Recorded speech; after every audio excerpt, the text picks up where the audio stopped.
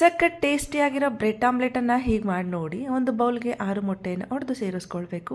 ಸಣ್ಣದಾಗಿ ಹೆಚ್ಚಿಟ್ಕೊಂಡ್ರು ಈರುಳ್ಳಿ, ಟೊಮೊಟೊ, ಕೊತ್ತಂಬರಿ ಸೊಪ್ಪು, ಹಸಿಮೆಣಸಿನ್ಕಾಯಿಯನ್ನು ಹಾಕಿ, ಹಾಗೆ ರುಚಿಗೆ ತಕ್ಕಷ್ಟು ಖಾರದ ಪುಡಿ, ಸ್ವಲ್ಪ ಅರಿಶಿಣದ ಪುಡಿ, ಹಾಗೆ ಪೆಪ್ಪರ್ ಪೌಡರ್, ರುಚಿಗೆ ತಕ್ಕಷ್ಟು ಉಪ್ಪನ್ನು ಹಾಕಿ ಚೆನ್ನಾಗಿ ಮಿಕ್ಸ್ ಮಾಡಿ ಕೊಡಬೇಕು.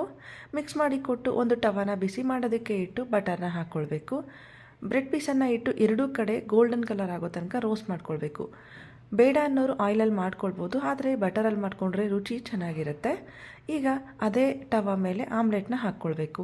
ಈ ರೀತಿ ಆಮ್ಲೆಟ್ನ ಹಾಕಿ ಮೇಲೆ ಬ್ರೆಡ್ ಪೀಸನ್ನು ಪ್ರೆಸ್ ಮಾಡಬೇಕು. ಎರಡೂ ಸೈಡಲ್ಲೂ ಈ ರೀತಿ ಪ್ರೆಸ್ ಮಾಡಿಕೊಂಡು ನಿಧಾನಕ್ಕೆ ಫೋಲ್ಡ್ ಮಾಡ್ಕೊಳ್ಬೇಕು. ಇಲ್ಲ ಅಂದರೆ ಕಟ್ ಆಗಿಬಿಡುತ್ತೆ. ತುಂಬಾ ಬಾಯ್ಲ್ಡ್ ಆಗಿಬಿಟ್ರೆ ಆಮ್ಲೆಟ್ ಫೋಲ್ಡ್ ಮಾಡುವಾಗ ಕಟ್ ಆಗುತ್ತೆ.